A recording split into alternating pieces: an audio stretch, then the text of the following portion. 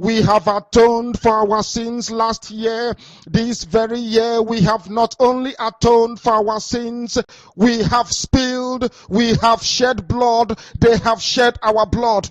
We have let our sacrifice be made unto thee. Even on the 30th of August, as we are being felled by the bullets of the enemy, by the workers of iniquity and of darkness, we remain very strong today to beckon upon thee, to ask you for your mercy and for your grace, to ensure that your kingdom is restored upon the face of the earth, that you can bring your healing hand to bear upon the life of those of them that you created for one singular purpose, and that purpose alone, which is to worship you in truth and in every honesty. Is there any way that we have erred? Is there any way that our ancestors may have sinned? We confess before a congregation of the whole of humanity to ask you, O Lord of hosts, to have mercy upon us. You must have mercy upon us. We have suffered enough. We have been subjugated enough. We have been tortured enough. We have been imprisoned enough. We did not do these people anything. Our only crime is to answer your name. Our only crime is to be born your children. Our only crime is to excel at everything that we place our hands into. Our only crime is to exhibit your glory and your blessing, which manifestedly is upon our lives every blessed day. That is why they want to kill us. That is why the British want to join those of them who don't know you to destroy your creation and your inheritance. You will not allow shame to befall your name. You will not allow the enemies to triumph over the lives of your children, because you created us to exist, to worship, to honor and praise you.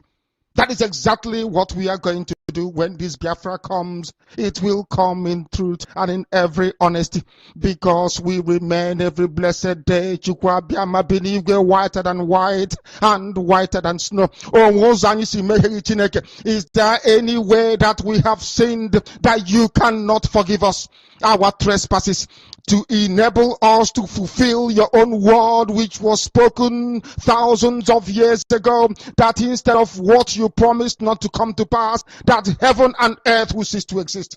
You opened your mouth to bless mankind to the coming of Yahweh Yeshua, who came here and said, let your kingdom come on earth as it is in heaven. Those words can never be in vain, because they are anchored upon your holiness and your magnificence. That is why in the end we know that Biafra will come, that these children that we have given birth to all over the world, and their children, and their children, and their children, as long as they give birth to them and they are Biafrans, they will worship you in truth and honesty. Through this very work we are doing, mankind will come to understand you. Let your miracle be wrought in our lives. Let us witness and behold your magnificence, your holiness, your mystery, and your grace under our command. O Lord of hosts, we call upon you. We call upon you to heal. We call upon you to provide succor to those of them who are inconsolable. We ask you to come and strengthen those who are weak. We ask you to restore hope where there is hopelessness. We ask you for inclusion where there is destitution. We ask you for one brotherhood, one camaraderie, one bone, one blood, and one flesh of your children. The Efiks and the Bibios, the Izon, the Shekiri, the Isobos, and also those of them from Isoko. We are traveling all the way to the lands of Igala. We are moving on from there to Idoma, to Igede, to the territories of the Igbo land. All these places we dedicate unto thee. All these lands of yours, we ask you to cover it with your mercy, because Biafra will come, and when it does, We will dance on the streets. I'm telling you, by the time that we are done, humanity will think that we are mad, we are drunk in your glory, and rightfully so, because your kingdom will come to rest upon this very earth. That very kingdom is the unadulterated, non-negotiable sovereignty of the Republic of Biafra, that your will may be fulfilled in our time. All this we pray, all this we ask for, in no other name apart from that name that belongs to you. He said,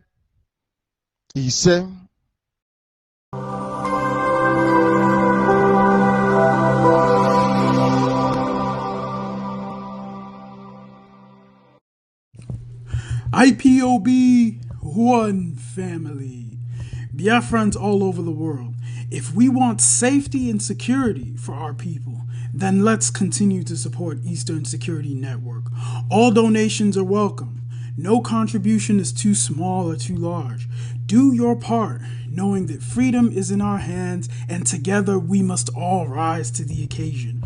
Go to our website to make your contribution, www.ipobinUSA.org/donate. And remember that freedom is not free, but together we restore it, farm by farm, forest by forest, house by house, and street by street.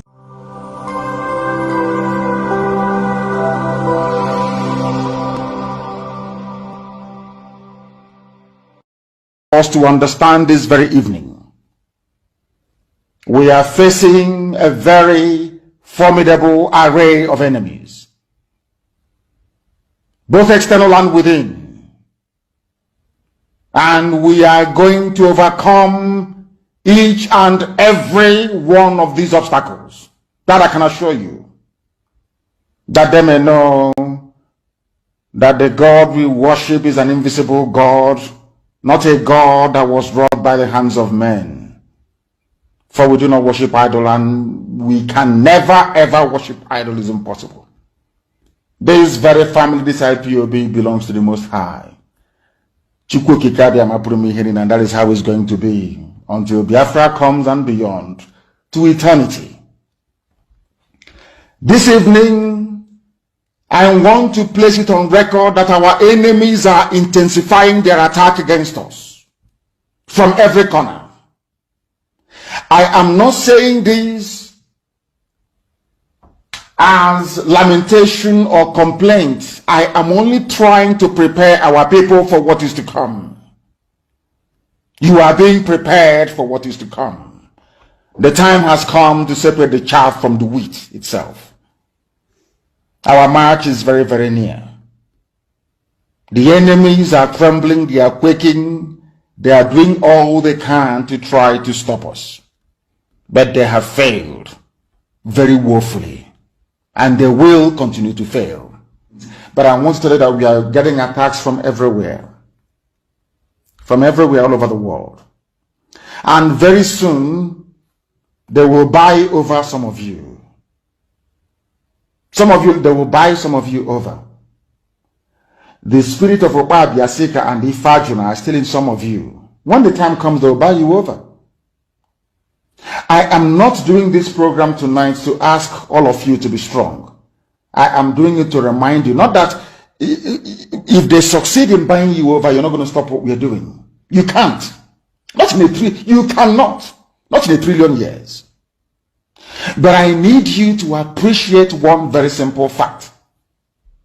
That at the end of this very race, everybody will testify that indeed Chukwuka Abiyama, the same God of Israel, of Abraham, Isaac, and Jacob, the same God of Ehiri in Aguleri, the same God of Umweri, the same God of Ora-Eri, the same God of Owe-Eri, the same God of Arochukwu.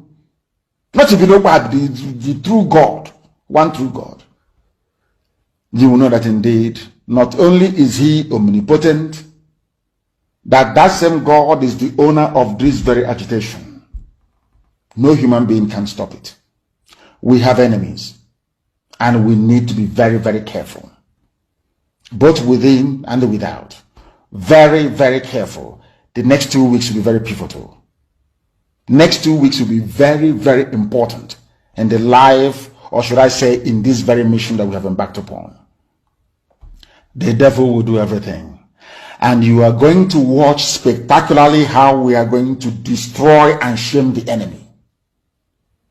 That at the end, every glory and adoration will belong to God and not to man. Now let us go and tell you what is happening that some of you do not understand. I want those of you who are hardcore, those who were chosen before you were born. There were some people who were chosen before they were born to agitate for Biafra restoration. This is a message for you. Those who from their mother's womb they were born to do this very work. You must be very, very strong. Because Biafra will open the eyes of black people all over the world. Because Biafra will mean that blacks from America, blacks from the Caribbean, from Southern America, they will all flood into Africa. It will be like the time that Yeshua was born. Biafra is like a light, a beacon. They will follow it. They will say, let us go and see what is happening there. That is what these neo-colonialists do not want. They don't want Biafra to come.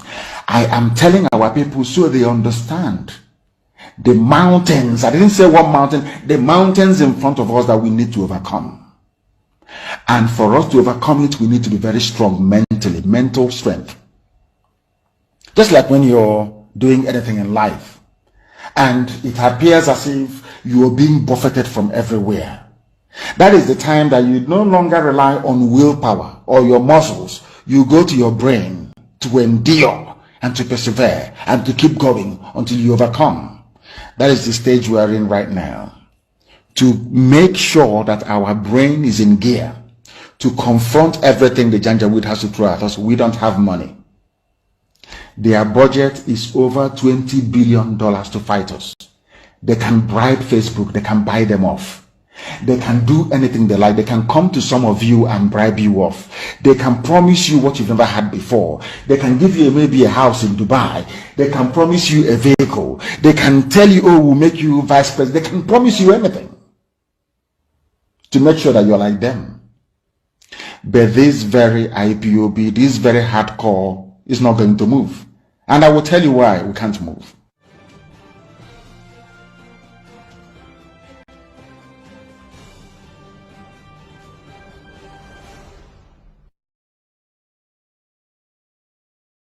Fellow Nigerian, in search of excellence for Africa, my mission remains to create awareness, advance practical solutions, and transform mindsets via case studies.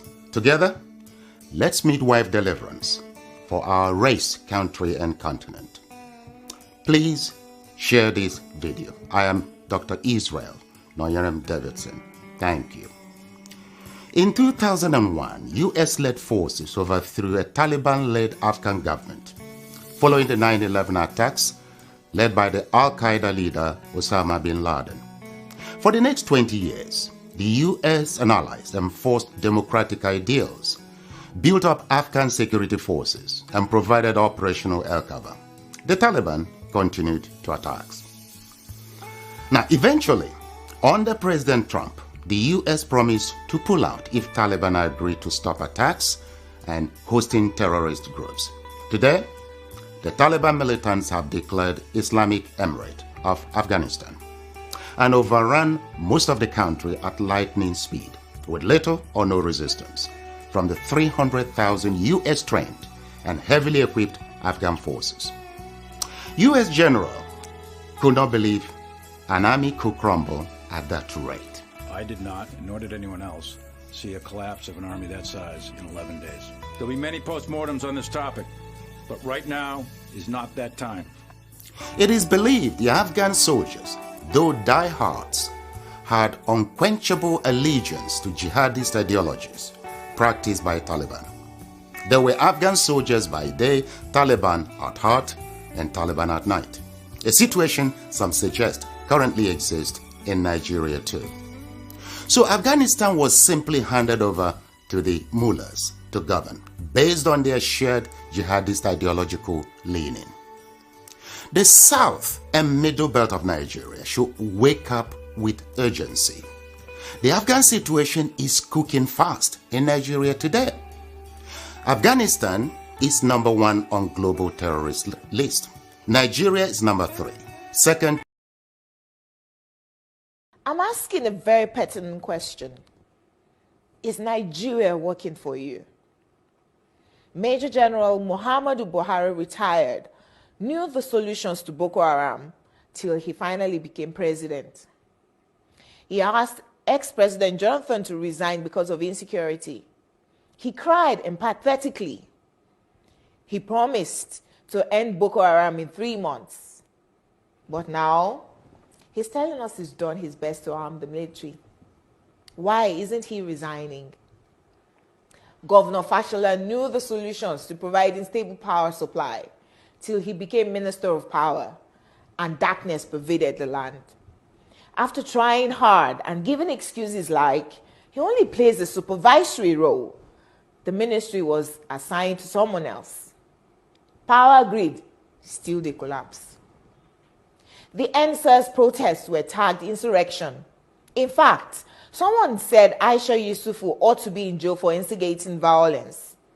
Then farmers were beheaded in Borno. Same person asked Aisha Yusufu to lead a protest. Aren't these people supposed to forbid hypocrisy? Is Nigeria working for any Nigerian today? From leaders hoarding food for the poor, receiving kickbacks from government contracts, to farmers needing permission to go to their farms. Is Nigeria working for you? Why is Zamfara's gold for Zamfara and Niger Delta oil for Nigeria? Why is Hisba destroying alcohol, but their state governments receive federal allocation from monies received via taxation, including tax on alcoholic beverages? Why are some federal roads abandoned to bandits and kidnappers? Who is in charge of Nigeria's security? The president is talking tough this time. Most times, he's as shocked by the rest of us by the absence of good governance under him. Regardless of his campaign promises and the manifesto of his political party, Nigeria has rolled back in terms of development. From Naira continually losing its value to our recently launched locomotive trains breaking down in the middle of nowhere. Nigeria has to be working for some people though. The government can do no wrong. To this set of people, their money isn't being stolen, even if the money is being borrowed, leaving debts for their own children to pay in future. Even if the leaders don't use public institutions, from sending their children to Ivy League schools abroad to getting medical treatment abroad, some people who have nothing and we need to donate money for their medical bills if they have a serious ailment, continue to hail the obvious lack of good governance till Nigeria happens to them. Then they get a little pissed. May Nigeria never happen to you. Say amen. We deserve better than the political class who go home with millions monthly to represent people who can't even afford to feed themselves. I am Olajumoke Alaode James. Nigeria is not working for me. Is Nigeria working for you?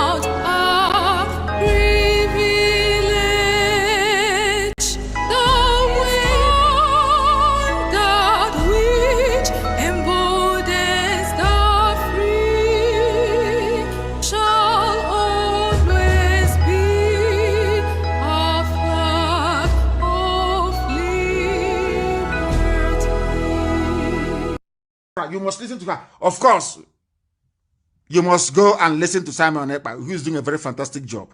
Very great job that Simon Ekpa is doing. Very, very, absolutely fantastic job that he's doing. You must listen to him and share his videos accordingly. Very, very important. He is bringing a new dimension to this very awareness that we are making, and you must listen to him. Very, very important. Good evening, good morning, good afternoon, depending on where you're watching from. Welcome to this live broadcast. This is live and direct on Enter Biafra Channel 1, live and direct on Enter Biafra Channel 2, live and direct on Enter Biafra YouTube channel, live and direct on Voice of Biafra 97.5 FM, live and direct on Twitter, Twitch, and on all other Enter Biafra platform, and of course on auto-piloted IPOB media platform, different social media. I apologize for coming this late, but you know, we must continue and we must move. We have a lot of things going on at the same time. And I want to tell Biafrans that we are winning this war. We are winning and we will continue to win by a big margin on daily basis. I told you all that, sorry. Sorry about that. I told you all that, you know, when they say we have entered new dimension, we have entered new dimension. Why are we entering new dimension every day? We are entering new dimension every day. The struggle is like, you know, when the struggle is in different gear. We enter from one gear to another, from another gear to another, you know, until we enter the acceleration stage. So I want to thank you all for your prayers and for your resoluteness and for belief that, yes, in 2023, in 2023, we will end this mess. We will end this mess.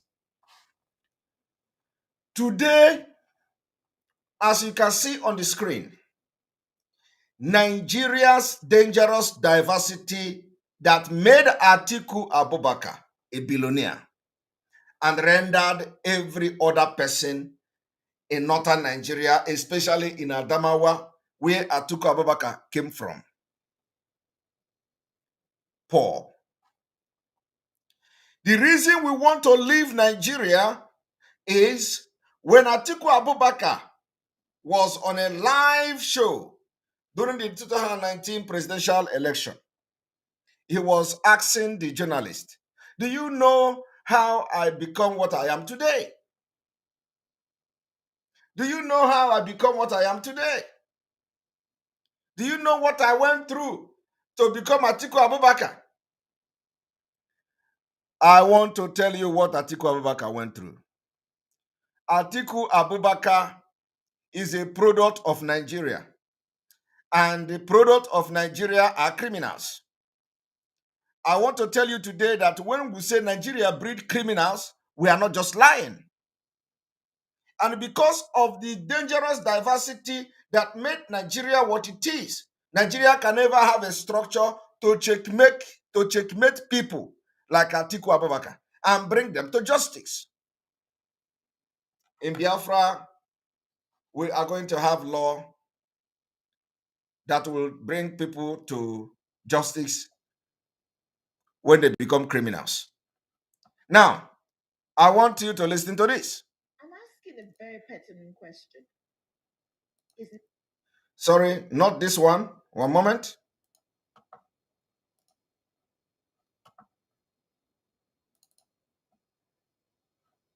Without wasting time, we're moving ahead. I want you to listen to this. And yet Adamawa still remains one of the poorest states in Nigeria. And they've had you, a man who's been vice president for 8 years, someone who...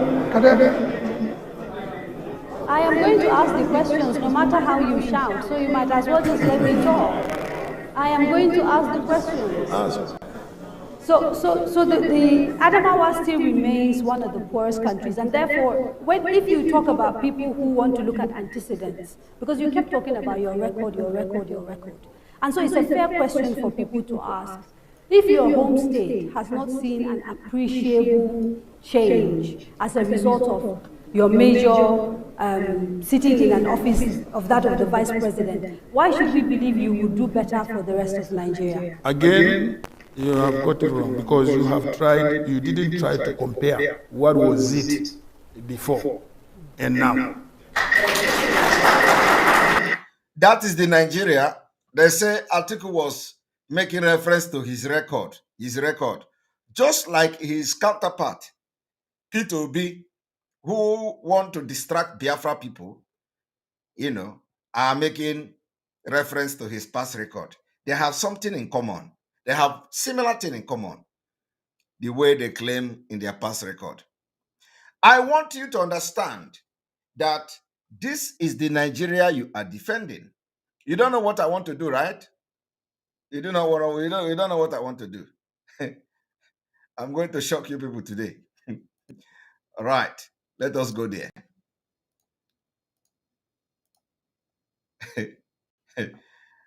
It will shock you today.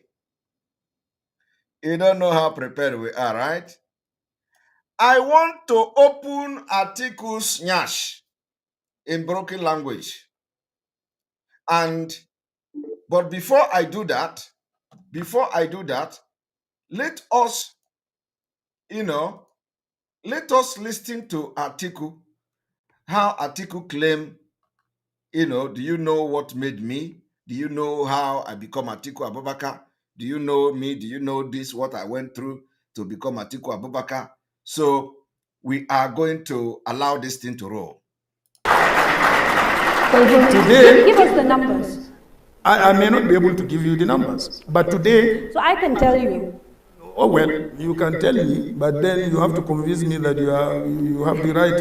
I have the numbers. So Adamawa has, for the last 20 years, come in sort of 26, 27 in the index of poor states in Nigeria. It hasn't shifted much. Maybe one place in the last 20 years. Then it cannot be one place in the last 20 years. It must be maybe in the last 10 years. No, I'm talking about 20 years. I looked at the numbers before coming in here. Because it's one of the things that I wanted to talk to you about. But it has shifted. Seeing as it is your state. But it has shifted. A little bit. So one single individual is able to make that shift. So imagine if it is. But isn't that part of the problem, actually?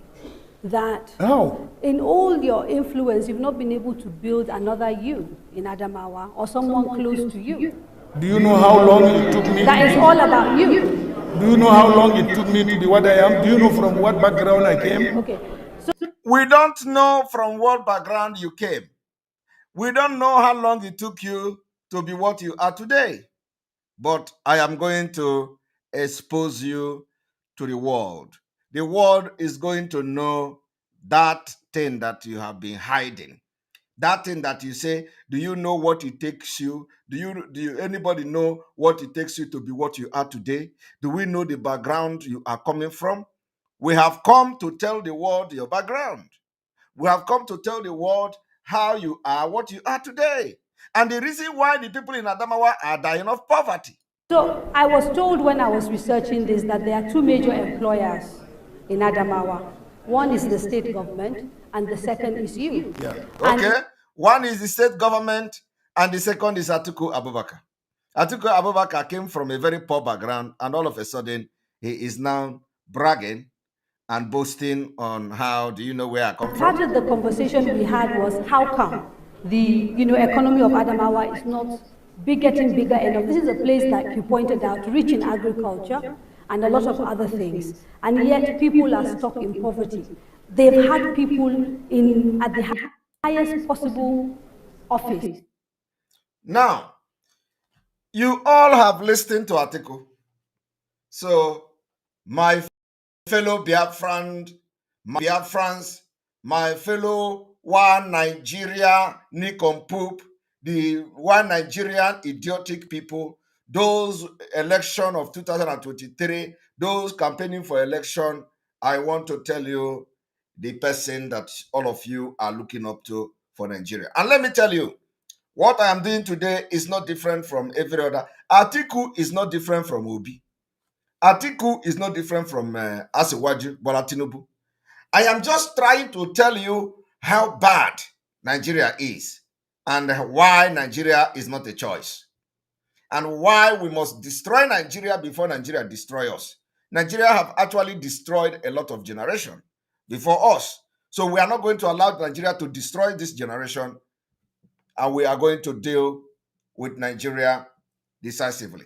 So we are going to go on another commercial, and we are going to come back after that.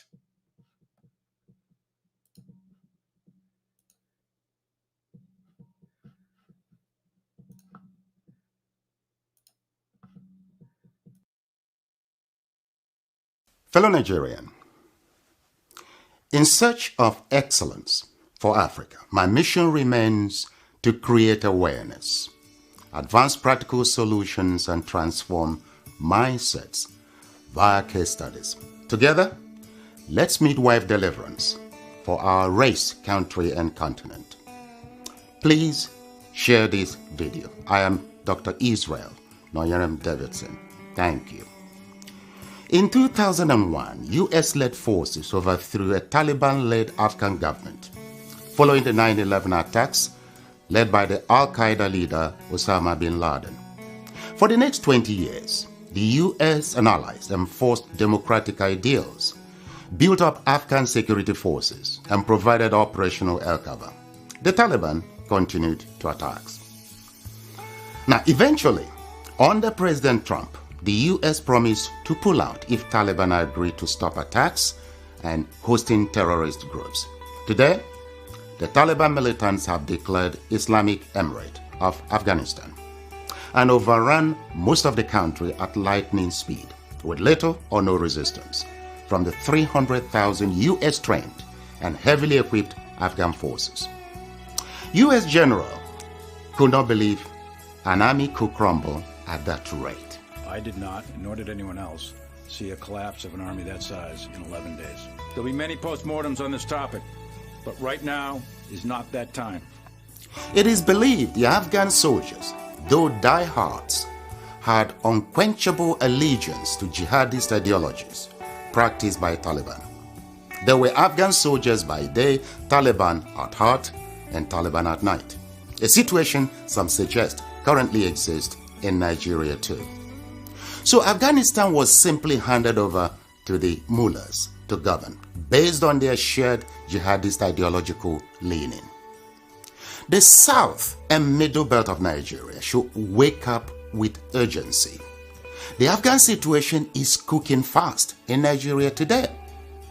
Afghanistan is number 1 on global terrorist list. Nigeria is number 3. Second. All right. Welcome back, welcome back, welcome back. Now, having this in your mind, okay? Having this in your mind, what you just listened to now, having it in your mind, we now have to go straight to the exposition of today. How do you know Nigeria?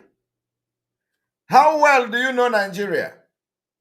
Atiku told you that, do you know where I come from? Do you know my background? When there is only 2 persons or 2 companies that employ people in Adamawa. 1 is the state government, 2 is Atiku Abubakar. So let us go there. I am taking you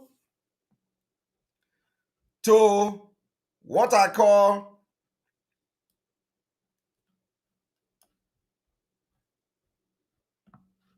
I want you to look at this.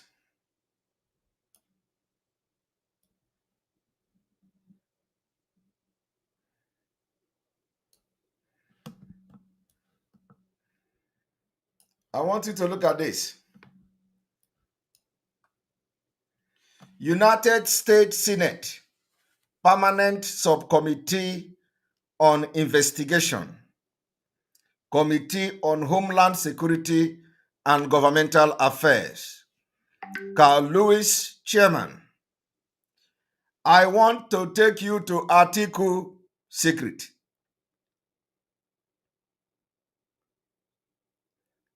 Keeping foreign corruption out of the United States.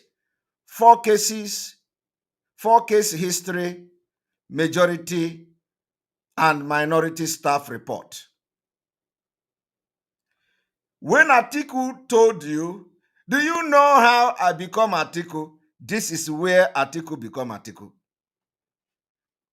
What I am showing you now is United States document. USA document from the Homeland Security.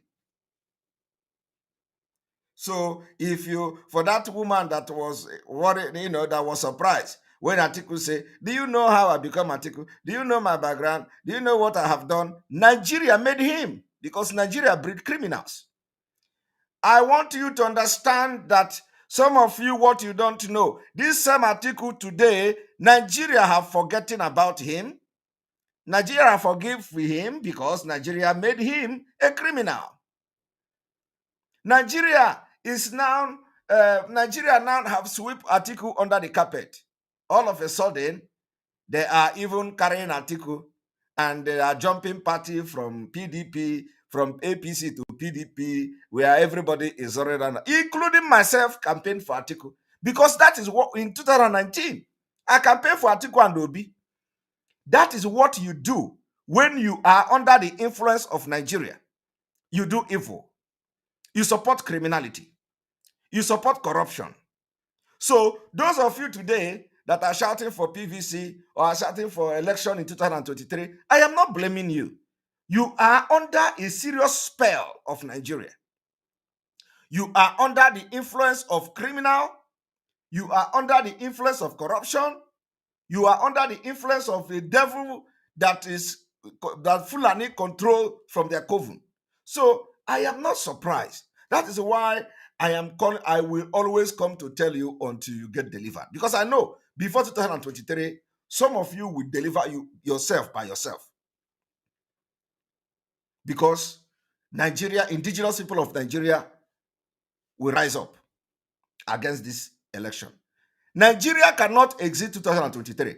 We have seen them packing military to Lagos. We see them packing military in coastal to different parts of Nigeria. Those people you see in those coasters are not your brothers. You don't know where they come from.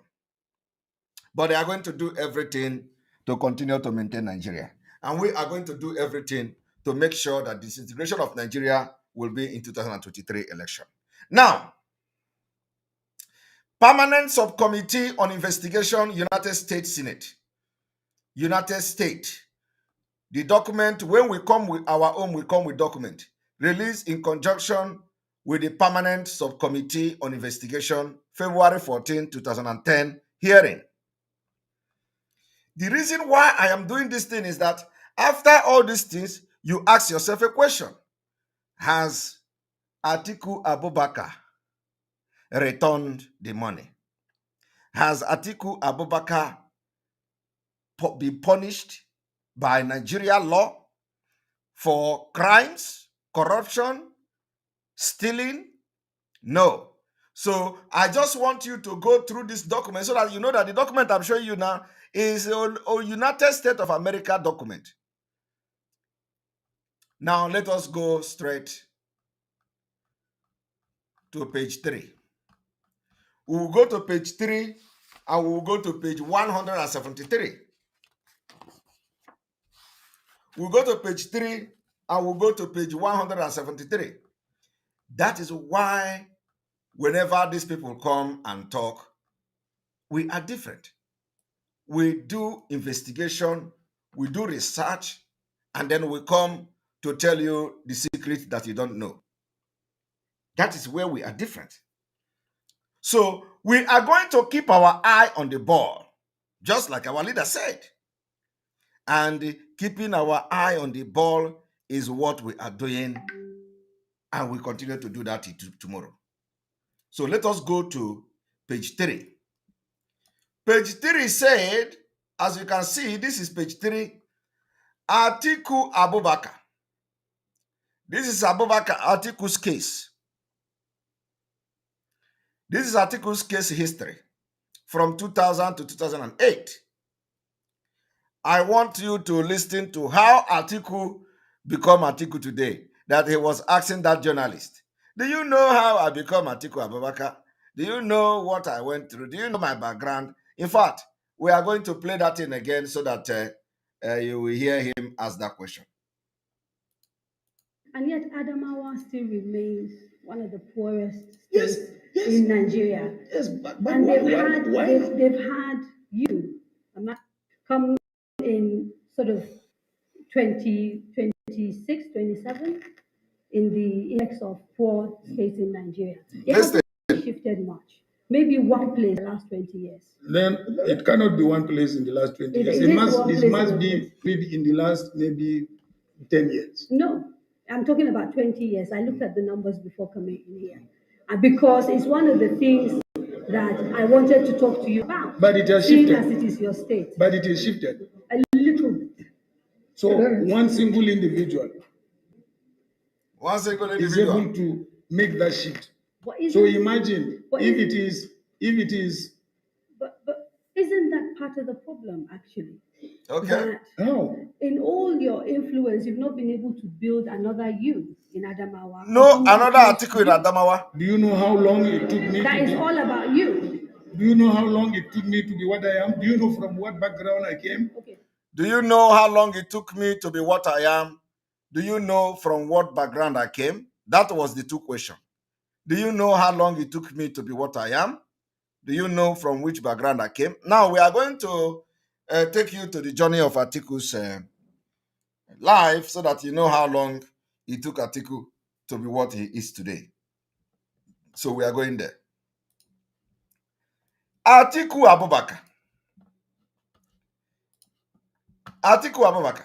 From 2000 to 2008, Jennifer Douglas, a U.S. citizen and the fourth wife of Atiku Abubakar, former vice president and the former candidate for president of Nigeria, helped her husband bring over $40 million. $40 million in suspect fund into the United States through wire transfer sent by offshore corporation to US. This is the background Atiku was referring to. He didn't tell you people this. The bank account in 2008, civil complaint, the U.S. Security and Exchange Commission alleged that Ms. Douglas received over $2 million in bribe payment in 2001 and 2002 from CMS AG, a major German corporation. Now, I want to also shock you again. They said that this woman, which is Atiku's wife, received this $40 million and other bribe, for Atiku from a company called CMS. From a company called CMS. Do you know what P2B and Atiku have in common? They say he received this money. I want to tell you people something. If you listen to the exposition we made yesterday, when we were talking about P2B, do you know that P2B said something? P2B said he went to Egypt. P2B said he went to Egypt He went to Egypt to look for power, to look for how to know the secret behind Egypt, how Egypt was, how they generate their power, how they do this and do that, and it took them 5 years. Peter Obi was telling you that yesterday, that he went to Egypt, he found out how CMS, the kind of agreement the Egypt went with a company, CMS, called CMS, AG, a German company. Now, the same German company, the same CMS that Peter Obi referred to yesterday is the same CMS that I am reading about now, bribing Nigeria government officials to the tune of $40 million or $20 million.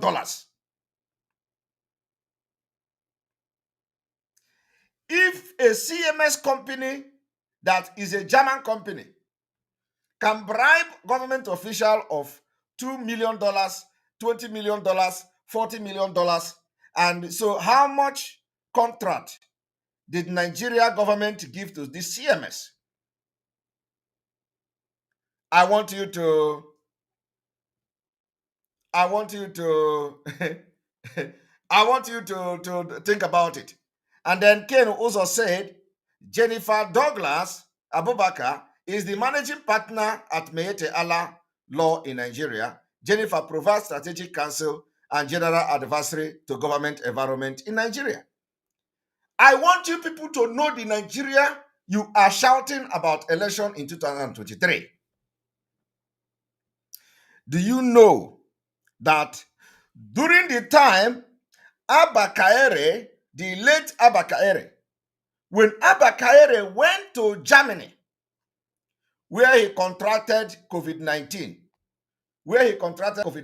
and died, because it was from Germany he got the COVID-19. Do you know that Abba Kaere went to Germany to have a meeting with this particular CMS? With this CMS, with this same company that bribed Atiku to the tune of 40 million or 20 million, as the case may be. The same people, the same company, the same criminals, the same dealers. Peter Obi now went to Egypt, and he is going to also go into the business of CMS, where bribe will exchange hand. And then the people who tell you the youth, ignorant and the stupid youth, who are shouting, change is coming, change is coming. The same people that have caged you today. And let me tell you, don't blame them. Don't blame Atiku. Atiku is taking advantage of Nigeria. Okay? It is Nigeria that is giving him the possibility to do what he did. So, you know, are you going to blame Atiku? You can't blame Atiku because that is what Nigeria is. Only when you understand Nigeria, you become a rich man. I am telling you, when you understand Nigeria, you become rich. So for those poor people, it's because they don't understand Nigeria. Nigeria is a criminal country. Even Obi said it yesterday. Obi said, because he made it twice. He said it twice. He said, because this country is a criminalized country. Do you know what that statement means? Obi said it is because this country is a criminalized country. How will Obi remove that criminalized or criminality in the country when if he go to as aspiring to be a president of a failed nation?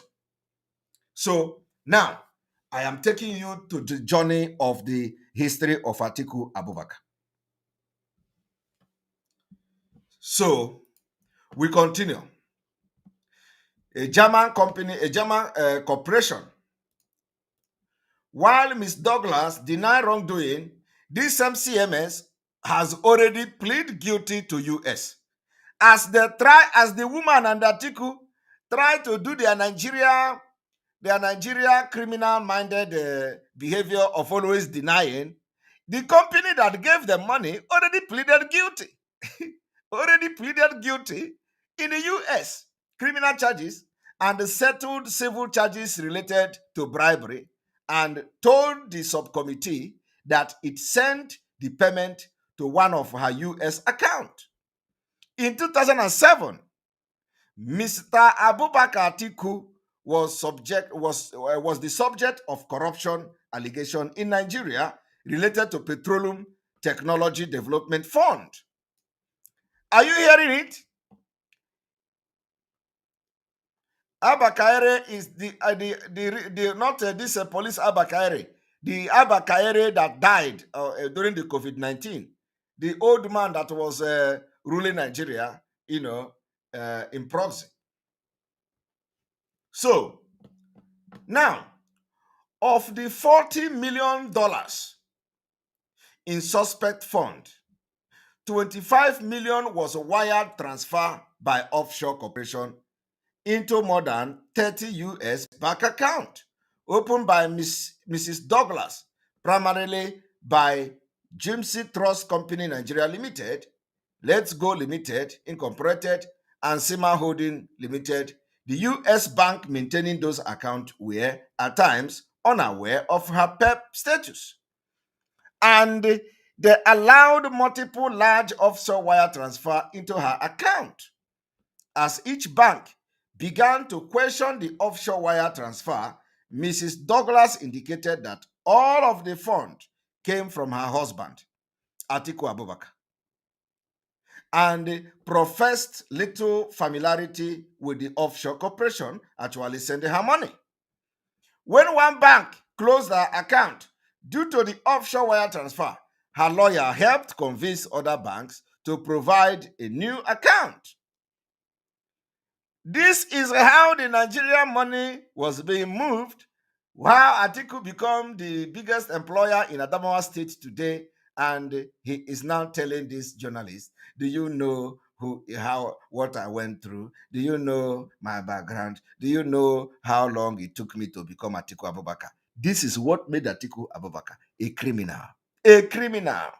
Today, Nigeria have not retrieved their money. Nigeria is now, very comfortable with a man who have done this, because Nigeria itself is a criminal country. Only people with genuine mind will understand this. Obi said Nigeria is criminalized country. Now, in addition, two of the offshore corporation wire transfer about $14 million over 5 years to American University in Washington, D.C. to pay for consulting services related to the development of a Nigerian university funded by Mr. Atiku Abubakar. Can you imagine? $14 million paid to university in America to buy them, so that Atiku will open the American university that you see today in Nigeria. America, and the $14 million is a consultation fee. Consultation fee. Atiku paid whooping $14 million as a consulting fee to university in America. American university accepted the wire transfer without asking about the identity of the offshore corporation or the source of their funds, because under current law, the university had no legal obligation to inquire. They used that university to launder this money. Now, let us go. This is Atiku, a brief background of this article. Now, we are going to go to 173 of this particular document. 173 page 173.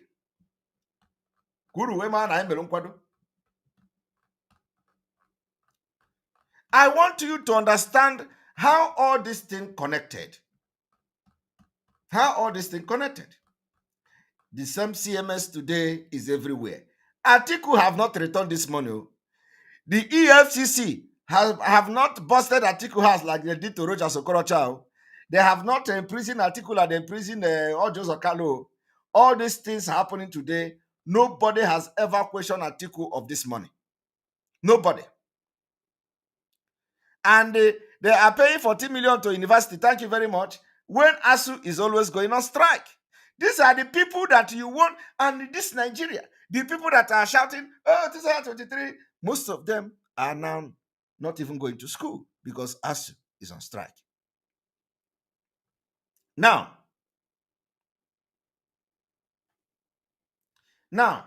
let us go to 173 of this page, of this particular document. So you will understand. Because Atiku don't want to tell you who, how he become this and become that. So we are going to do it because this is the last days of Nigeria. So we are going to expose everything exposable so that you don't say, oh, I didn't have this history and they did not tell me this one. Okay? Here we go.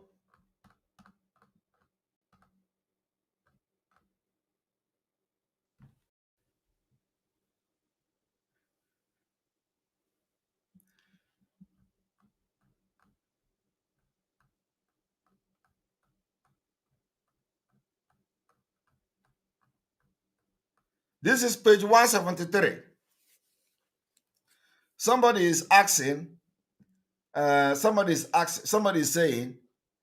Simon Ekpa, you try you read this thing up to page 173. My brother, they have deceived us. A freedom fighter must be educated. Not all this illiterate and all this Achikote Kwonu jumble them. Not all this jumble them. That all they do is to come on social media and start ranting Simon Ekpa this, Simon Ekpa that. You have to be educated for you to make impact in freedom fighting in global level. Global level. And you all going to see it. So yes, I will read up to 173 page 173, even beyond. Because everything you want to know is hidden in the book. They say they have found out a way to cheat black people. They say if you want to hide anything from black man, put it in a book. That is the end. So, and because we are not interested in all these things before, now we are interested. So we are going to read every readable. So yes, I read up to 173. So now we go to 173 page. As you can see, I want you now to listen to the history of Atiku Abubakar. Abubakar case study using offshore companies to bring suspect funds into the United States. All the money that is to be used for Adamawa State, Atiku banked them in the United States. He became a businessman, and today he is one of the richest men in Nigeria. Nigeria made him, and nobody have questioned him to bring the money back. But if it happens to be Rochas Okorocha, they are going to put him in the AFCC dungeon any day he make mount. Atiku have contested for the president of Nigeria several times. Nobody has ever asked Atiku, go and bring this money back. We know that you steal money from Nigeria. Now, Jennifer Douglas Abubakar, a U.S. citizen, is the fourth wife of Atiku Abubakar, the former vice president of Nigeria and a former candidate for the presidency of Nigeria. This case history examines how from 2000 to 2008, Miss Douglas helped her husband, Atiku Abubakar, to bring over $40 million in suspect funds into the United States, including at least $1.7 million in bribe payment from CMS AG. Somebody say I should stop calling my own people illiterate. Why wouldn't I call them illiterate? They should leave social media and stop constituting nuisance. They are illiterate. They can't allow us to focus. They are illiterate. That's who they are. And they are illiterate. So if that is paining you, you better leave the internet and tell them to leave the internet because they are constituting nuisance. And if you are supporting those kind of nincompoop that instead of focusing on what they know how to do, if they know how to do it, and all they do is to come and start analyzing Simon Ekpa video, if you are supporting them, you are also an illiterate because you are a bird of the same feather. And this particular thing goes to the person called, what is the name again?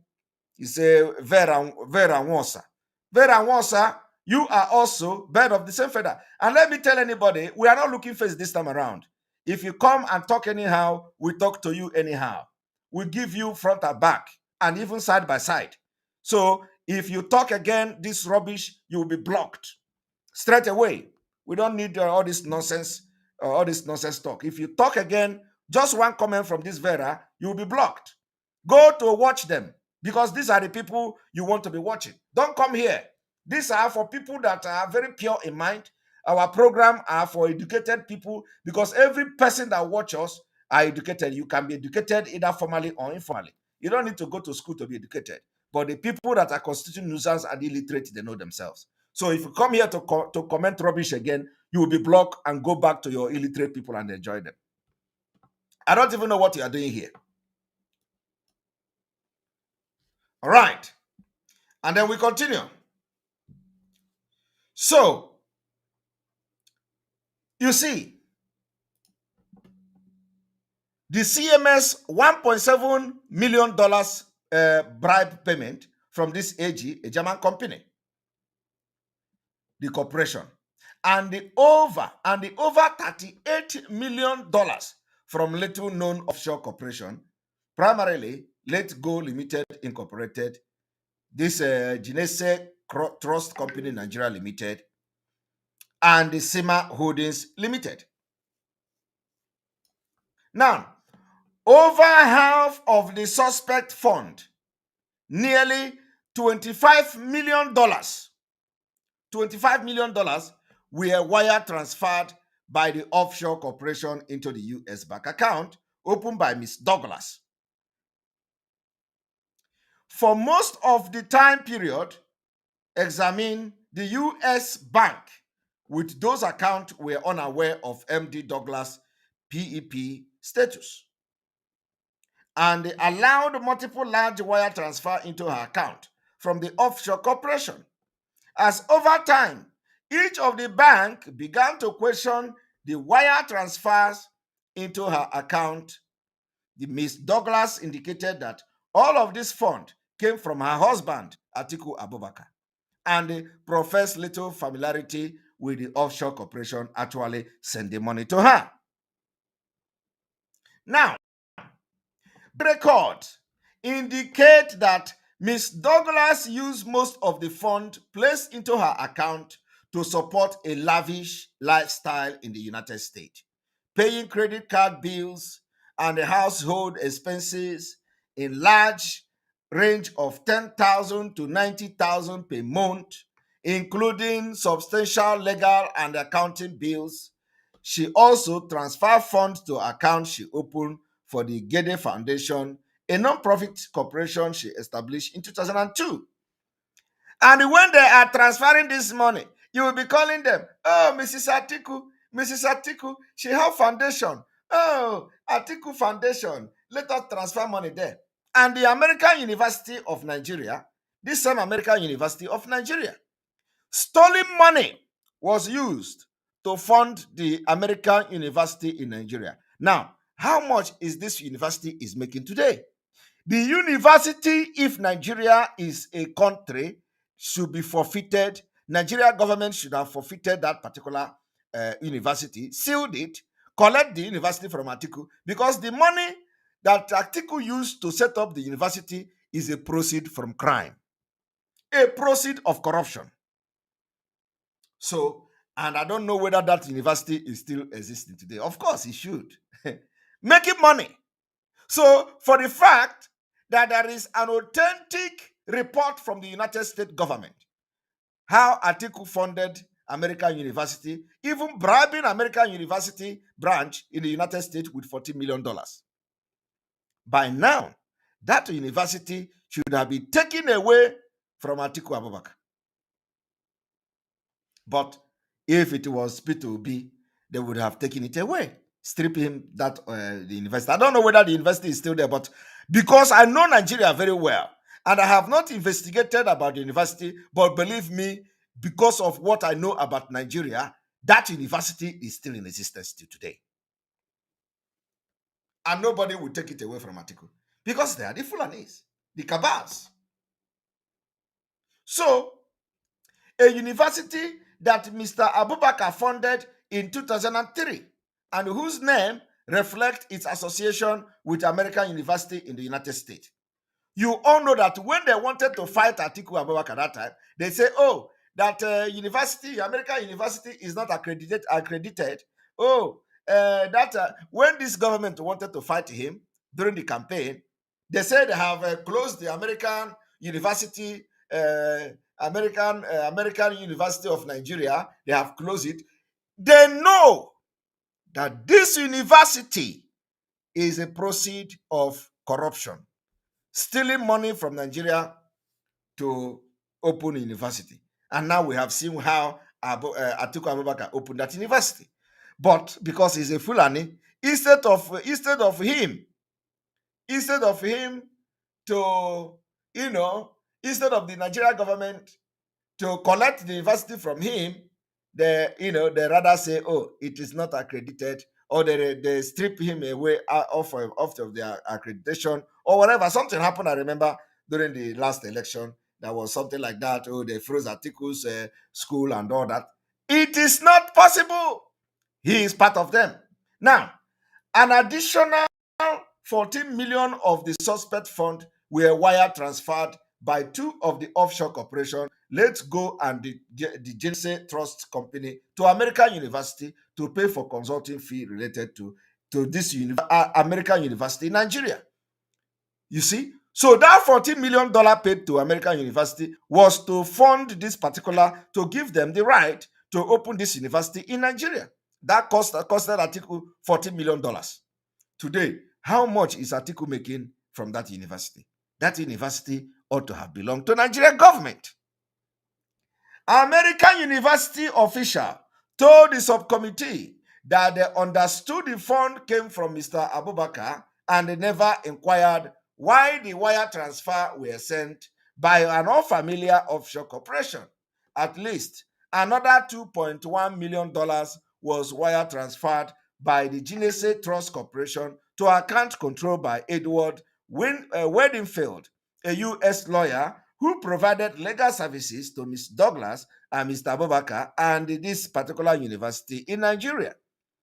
Mr. Winfield explained that the fund paid for the Abubakar legal expenses and an account set up for the AUN, the American University in Nigeria, and that he had assumed the fund came from Abubakar.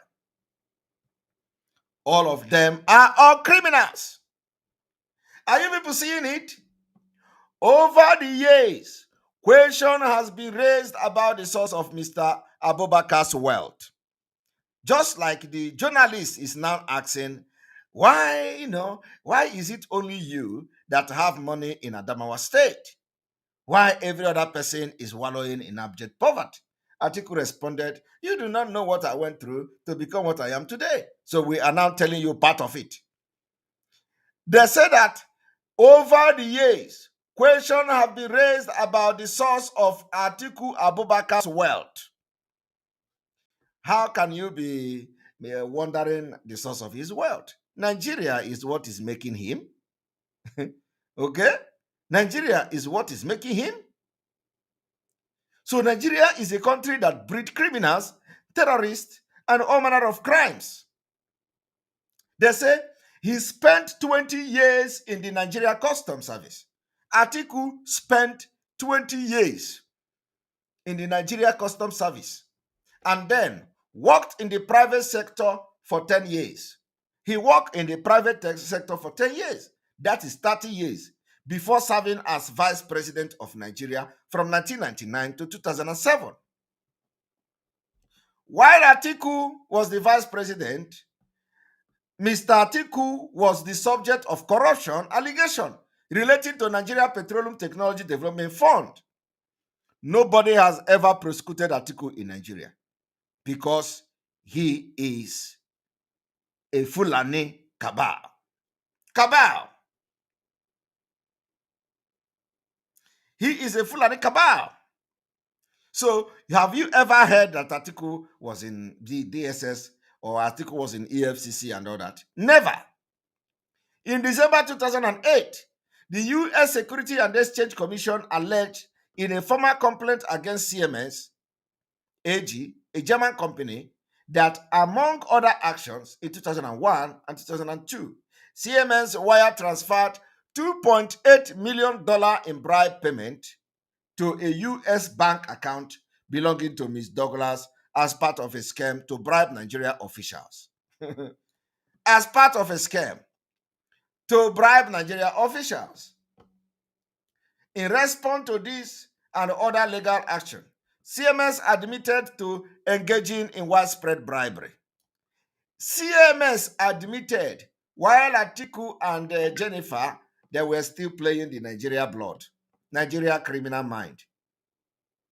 They plead guilty to criminal violation and the settled civil violation of the U.S.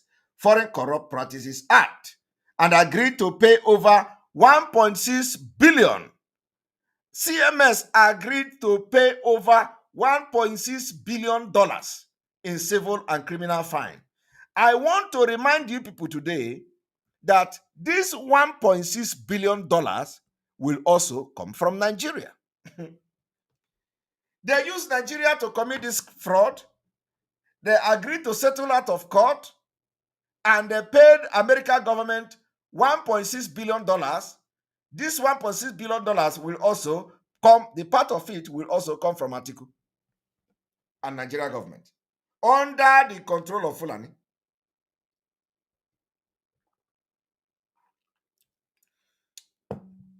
I don't know who. Thank you for your super chat. We appreciate you. Miss Douglas has denied any wrongdoing. While the CMS were already singing like a fowl, and she was already denying.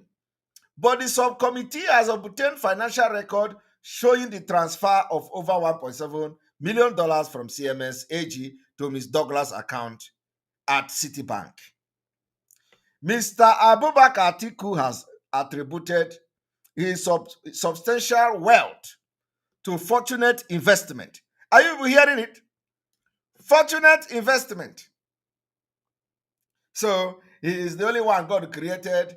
Okay, Atiku, I am going to open, when you were born, you serve in custom for 20 years, you serve in other sector for 10 years, you become the vice president, I will open the door for you to find unfortunate or fortunate investment. His wealth is attributable in part to a 16% ownership interest he held in Integrated Logistics Services Incorporated, Intels, an oil service company formed in 1980s, which has now become one of the largest Nigeria companies in the oil industry in Africa. Are you hearing it? Atiku also is the owner of one of the largest oil company in Africa. But none of the Ijaw people have the largest oil company in Africa. None of the Efik people have the largest oil company. None of the Igbo-speaking Biafra have the largest oil company in Africa. All of them, none of them even close to have the largest, not to talk of having at all. But look at Atiku. Atiku, all the way from Adamawa State, is having largest oil company in Africa. Out of what? Corruption, nepotism. Because Nigeria produce and breed criminals. So you see, this is the reason why we are leaving Nigeria. Nigeria is designed for what you see me doing today. It is a country of gangster, country of the fittest, country of the one who killed the most will take it all. It's a country of the jungle, and it's a country of, those who can stand will make it. If you cannot go into crime in Nigeria, you are going to die in poverty.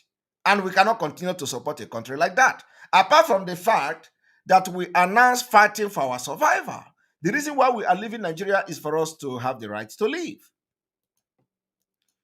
When Mr. Abubakar took office in 1999, he placed his Intel share in a blind trust instead of selecting an independent trust from a financial firm. However,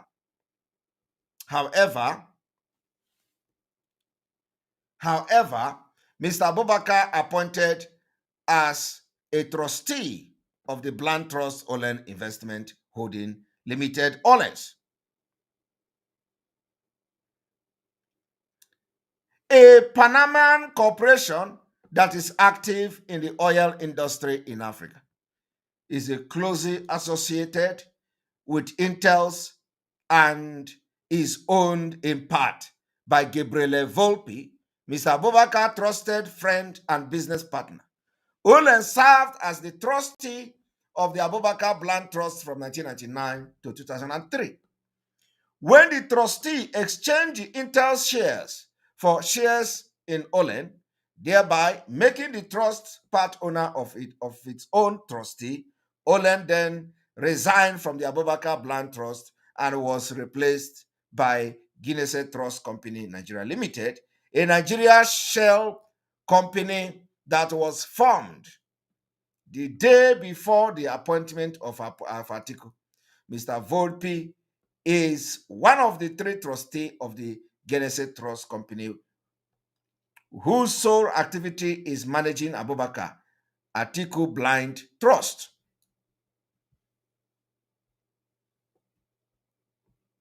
That is the level of the corruption and the level of impunity and the dangerous diversity in Nigeria, and you do not know it. From 2003 to 2008, the Genesis Trust Company wire transfer over $10 million into the United States, including about $7 million into Douglas and this American University Nigeria account, $2.1 million into the Winfield Law Firm and the American University Nigeria account, and $900,000 into American University account. Two other offshore corporations, Let's Go Nigeria Limited and the Sema Holding Limited, both of which are private corporations beneficially owned by Mr. Volpi and his family members, wire transferred nearly $27 million into the United States, including about $8 million into Ms. Douglas' account, $5.5 million into the American University account, and $13.1 million into American University account. Mr. Volpi told the subcommittee that Let's Go and Sema Holding sent millions of dollars to Ms. Douglas in connection with Ms. Abubakar ownership interest in Intel and the line of credit that Let's Go had extended to Abubakar Blind Trust. So, you don't know Nigeria. Now, let me tell you the background. Nigeria is located on the west coast of Africa, on the Gulf of Guinea, with more than 145 million citizens in the 8th most populous country in the world, and the most populous nation, on the African continent. Nigeria has a diverse ethnic makeup with the three major ethnic groups. Thank you, Cynthia Nanje, for your super chat.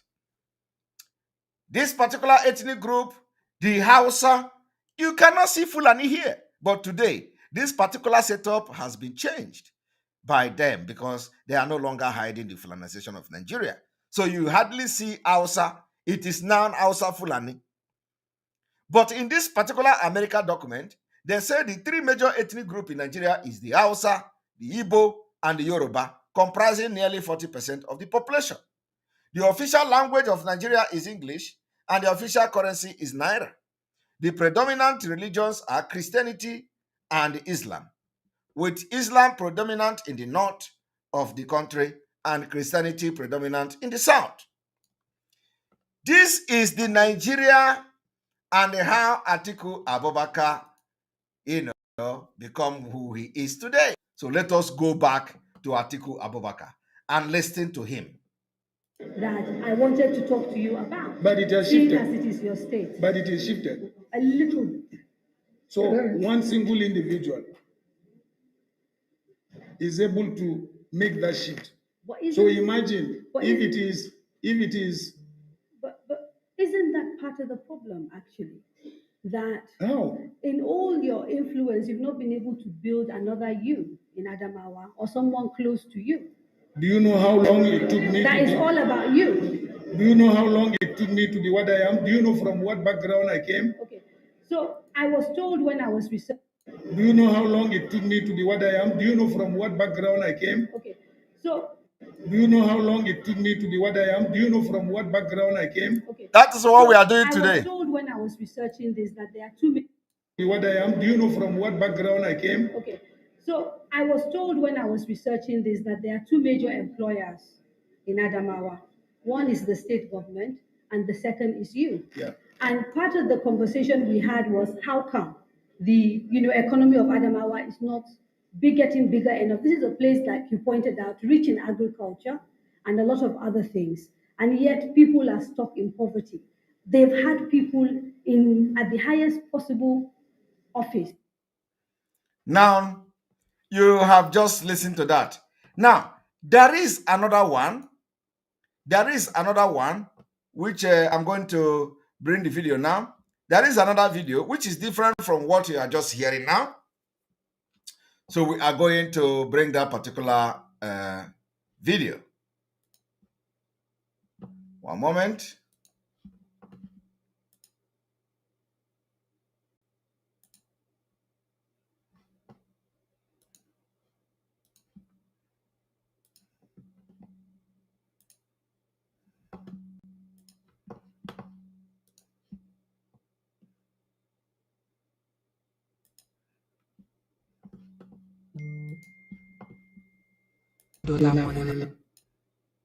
Interpol is investigating a $12 billion money laundering scam involving Nigerian and Kenyan businessmen, including former Nigerian Vice President Atiku Abubakar and Kenya's current Vice President Mr. William Ruto. The money is reported to have been looted from Kenya's numerous development projects, including two mega dam projects, and hidden in international banks, and is now being channeled back to Mr. Ruto to fund his election campaigns.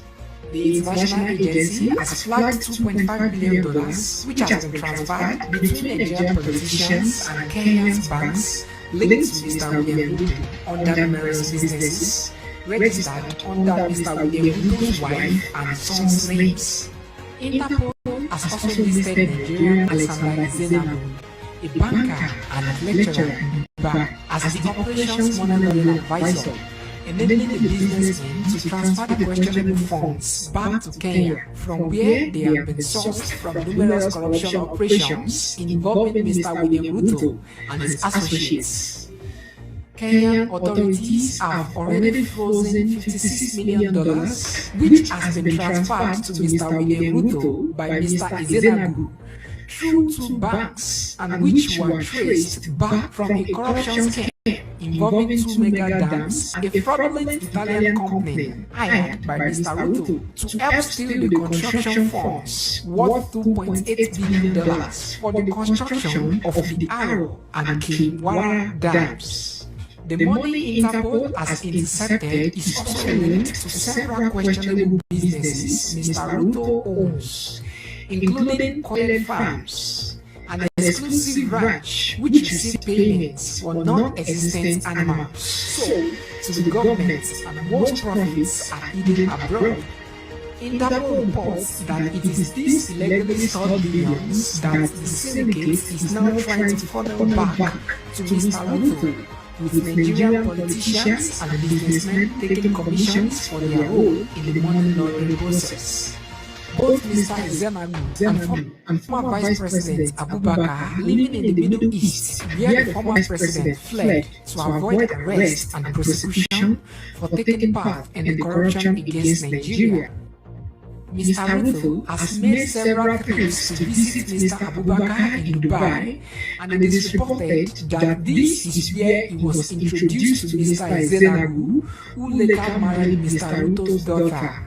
Interpol has reported Mr. Ezenagu has been used to transfer the funds to Kenya. In exchange, Mr. Abubakar and his Nigerian associates received a commission for providing false documents to hoodwink investigators. 3 businesses have been identified to receive the illegal money, namely the 680 Hotel, OIT Africa, and Remix Limited, which are all owned by Vice President William Ruto. Interpol has made requests to the governments of Nigeria and Kenya to freeze the accounts involved in the money laundering scheme as they prepare to arrest and extradite Mr. Ezenagu and Mr. Abubakar and complete 2 other separate investigations against Mr. Ruto. Now, but in all this, Nigeria sweep it under the carpet because it is the country of criminals. And let me tell you, for those who are saying, Simon Ekpa, don't enforce no election. Nobody is enforcing no election. Biafra people, if we need to enforce it, will enforce it.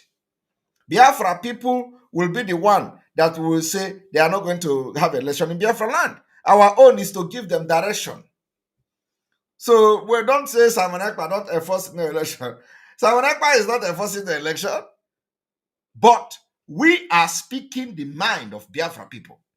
And the mind of Biafra people is that we are going to sacrifice this particular coming election. We are going to sacrifice the voting. We are going to sacrifice the election. We are going to sacrifice 2023 for Biafra to come. This particular sacrifice, you are going to do it.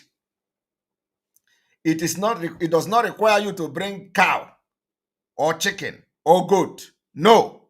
The sacrifice is that in this particular 2023 election, sit at home in your house so that the Fulani will not kill you. You see the military that are pumping now. You see the military. You think that they are coming to have a football match with you? Yeah? You see the military in Costa. In fact, let me show you. Let me show you. Because some of you don't understand. You think that the military you are seeing that they are coming to have a football match in your local government. They will be the one to kill you in order to blackmail Biafra. And we don't care. I am telling you. So if you say sit at home, if you like, come out. You are going to die for Nigeria for nothing. Now, let me tell you. Let me show you. This is happening in Lagos, and it is going to happen everywhere.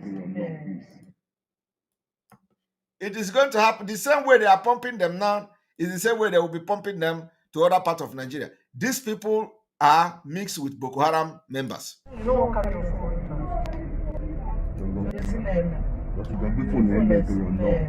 Look at them. You can imagine where military are being converted in Costa. Look at.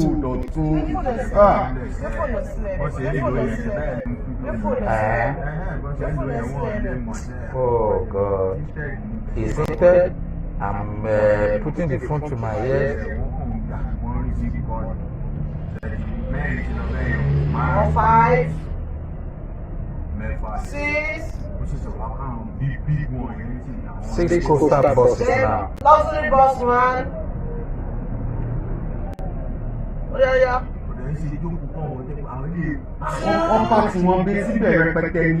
They are packed like sardines.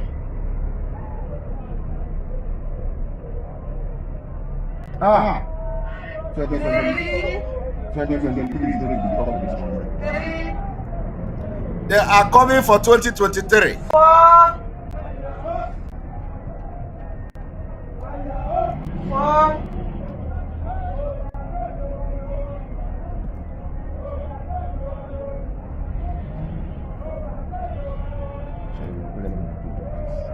Change your name. Man,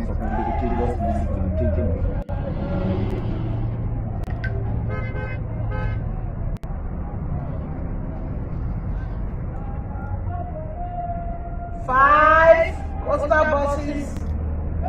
Serious. Luxurious buses 5, 6, 7,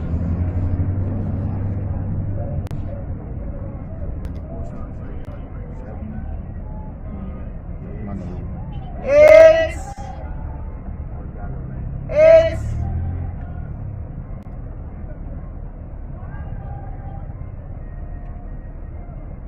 Are you watching it? These are the people that will deal with you when you come out to vote in Biafra land.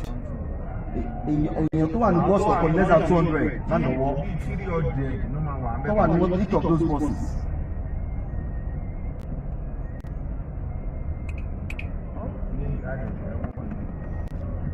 Now you know what is coming, right?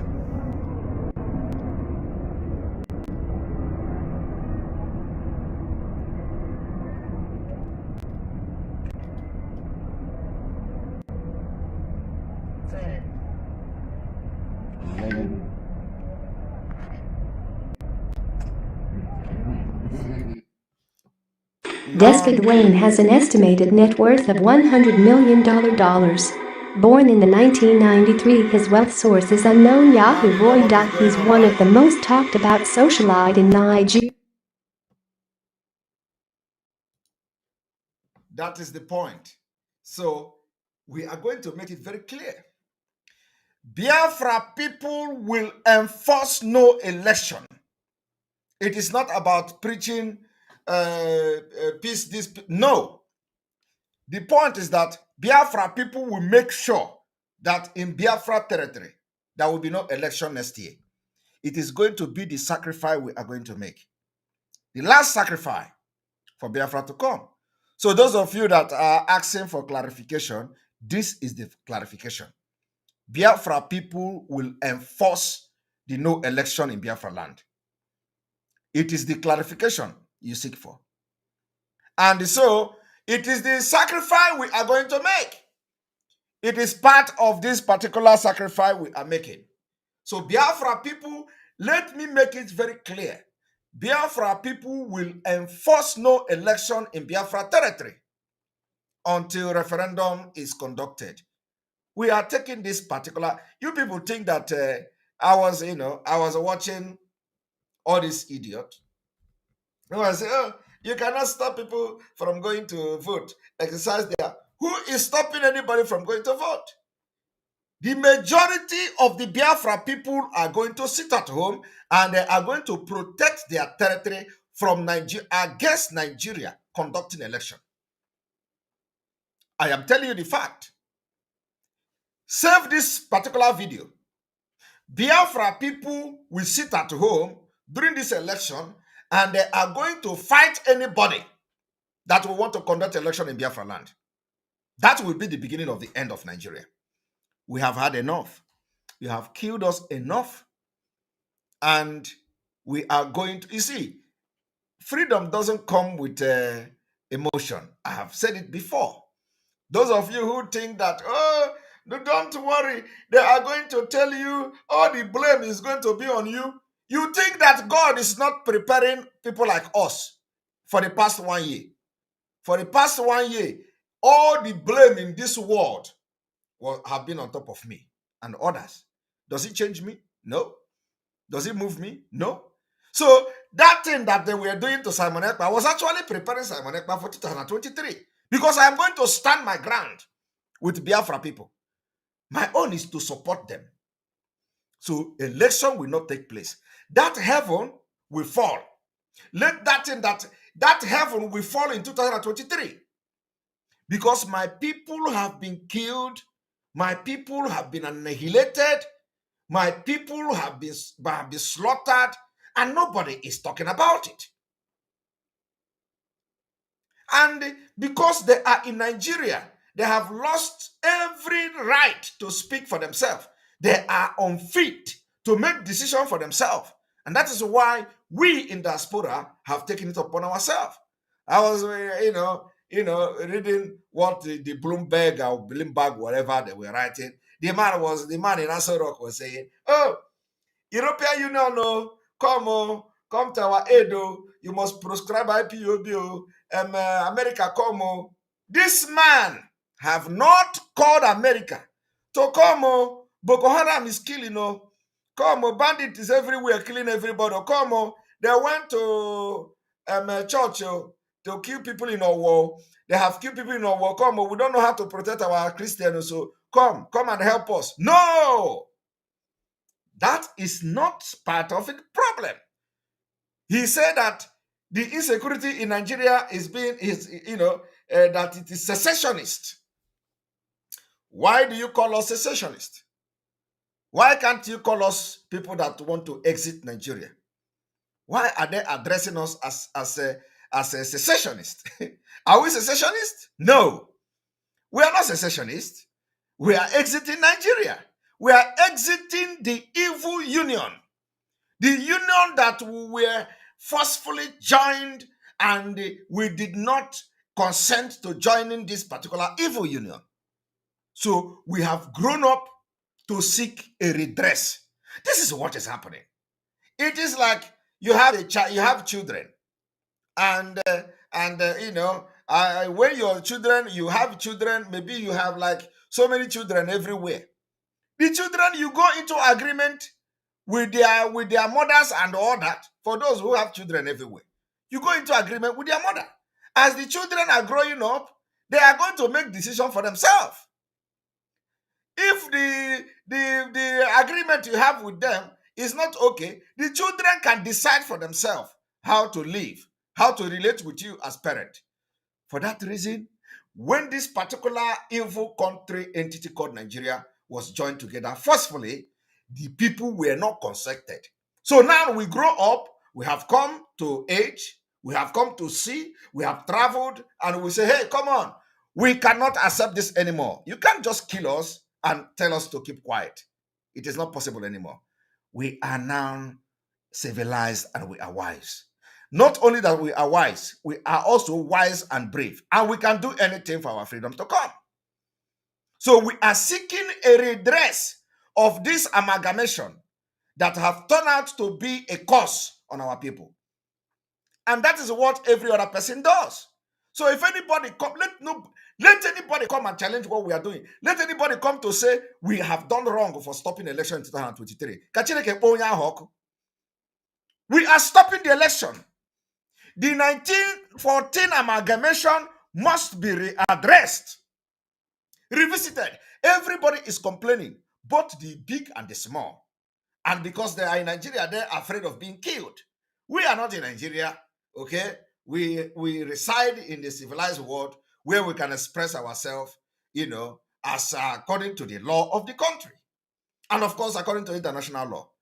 Because now this is a cross-border thing. So the man come and start yapping. European Union, proscribed by POB. They are using a broadcast. They can do hate speech to cause problem in Nigeria. Please, European Union, come. But you think that you take Mazi Nnamdi Kanu. You think you have succeeded. You thought that, Mazi Nnamdi Kanu, you capture him in Kenya, or in Kenya, your concubine in crime and the partners in crime. The same way Kenya was involved in the kidnap of Mazi Nnamdi Kanu is the same way Kenya is being indicted for this particular corruption with Atiku. All of them. They thought that they have captured Mazi Nnamdi Kanu. Oh, Biafra is gone. You will see oh God. We are going to make history. Trust me. We are going to make history next year. And the world will know that yes, we have actually risen up to take it upon ourselves. We are going to make history. Forget all these people, all these coaster they are carrying here. We are going to protect our women and our children from this terror, because these are Boko Haram, repentant Boko Haram members they recruited into Nigeria army. So when let them come. Let them come and kill them. They think that, going from house to house in Biafra land is going to stop anything. Jesus Christ. You don't know what is coming. You think by bringing 1 million army into Biafra land and go from house to house is going to stop anything. The only thing that pains us is that you kill innocent people. You kill innocent people. You kill innocent people that have done nothing. You kill innocent people that have done nothing. And now we even hear, we even hear that some of them will go into a roadblock, and then they will see anybody that have any mark in the body. They say, "Oh, you are IPOB member. For that reason, they are going to kill you because they believe you have put juju in your body." They are now trying to even abolish our culture. Because in Igbo culture, every person you give birth to, depending on where you come from, there is distinct people that you can give mark to your children. You can give mark to your children. It is a native something. People do that. People do that. Even me, I have mark. I have mark in my body. So if I have mark in my body now, they will say, "Oh, he's Odeshi, he's IPOB. So for that reason, kill him. He has mark in his body." And the elders and the leaders are not talking about this. They are fighting our culture, fighting everything that made us, fighting our existence. Nobody is talking. The military, we take our young men. They will say, "Pull your cloth." They pull cloth. They look for mark. If your mark is in your body, that is the end. You are Onongo men. And people are not talking about it.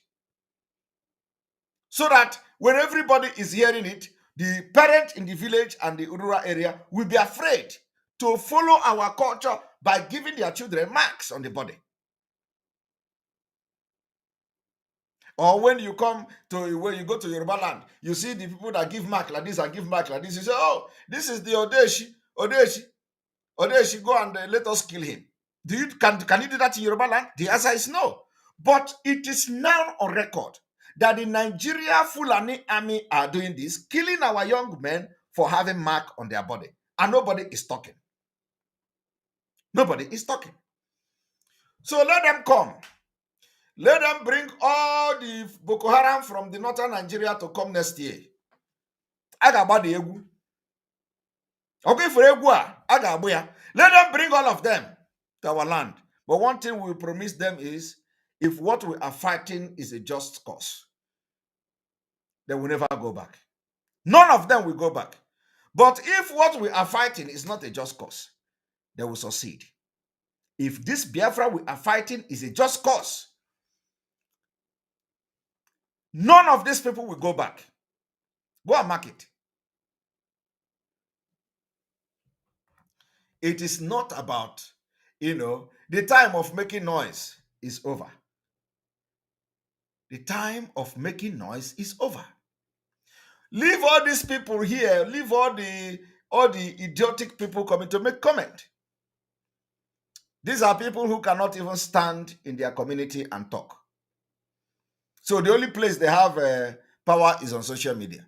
So please, you cannot be Imambo Bonyeburamusu. Allow them to exercise their anger and frustration on social media. Because they can't speak in Nigeria. So you cannot come here and tell them not to speak on social media. It doesn't make sense. We are not witches and wizards. So allow anybody that comes here to vent his anger to vent his anger. They cannot talk in Nigeria again. So please allow them. And on this note, we are going to end the broadcast here. And of course, we continue tomorrow. What you don't know is bigger than you. What you don't know is bigger than you. On this note, we thank you for being part of this program. May God bless you. May God bless Mazinam Dikano. May God bless Sunday Iboho. May God bless Eastern Security Network. May God bless all of you. May God bless Oduduwa. May God bless the Middle Belt. May God bless Amazonia. May God bless all lovers of freedom. May God bless autopiloted IPOB worldwide. May God bless our Omuada that have done tremendously well. May God bless those who are going to join us on from today and those who are waiting for something to happen to come online. I want to tell you I want to tell you today that our 1,000 men and women group is open for you to join. We have a criteria to join this 1,000 men. The criteria is very simple. Now, because of a lot of people are coming, and because of the influence of this particular issue, you are going to see number on the screen. This number on the screen is the number that you can contact so that you will join the 1,000 men and women of the Eastern Security Network. To fund Eastern Security Network and our security, we need you to be part of this 1,000 men and women. And what it entails is that $100 every month. From $100 every month, if you can make $50 every month, you can also welcome to this group. So this group is that you go to the website www.ipobinusa.org/donate. You make a donation of $100. You send the receipt. You send the receipt to any of the number in this screen and ask them that you have paid for 1,000 men and women and you want to be part of the group, which means every month you will be able to pay $100. Very, very important.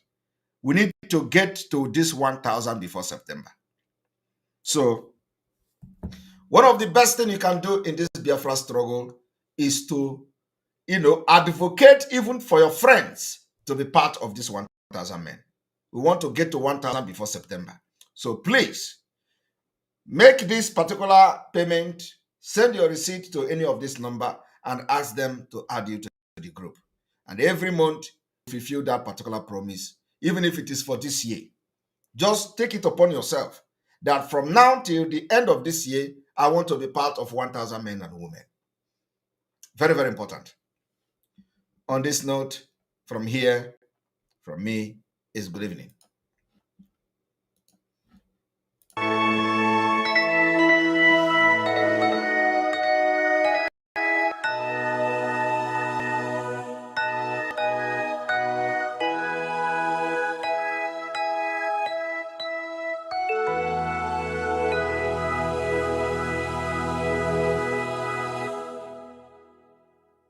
Land of the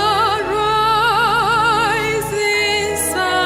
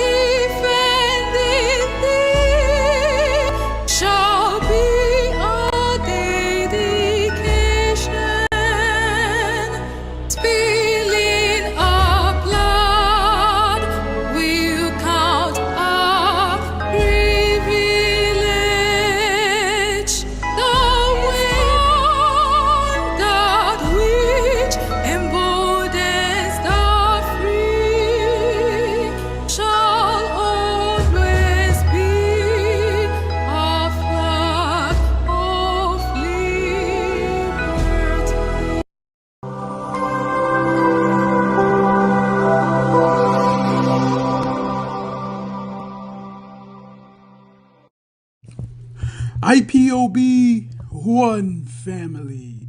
Biafrans all over the world, if we want safety and security for our people, then let's continue to support Eastern Security Network. All donations are welcome. No contribution is too small or too large. Do your part, knowing that freedom is in our hands and together we must all rise to the occasion.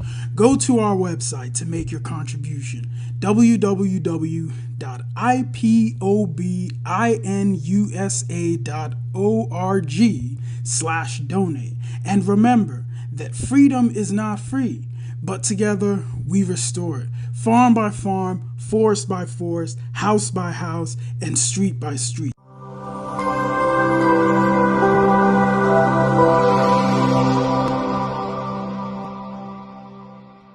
You must listen to her. Of course, you must go and listen to Simon Ekpa, who is doing a very fantastic job. Very great job that Simon Ekpa is doing. Very, very, absolutely fantastic job that he's doing. You must listen to him and share his videos accordingly. Very, very important. He is bringing a new dimension to this very awareness that we are making, and you must listen to him very, very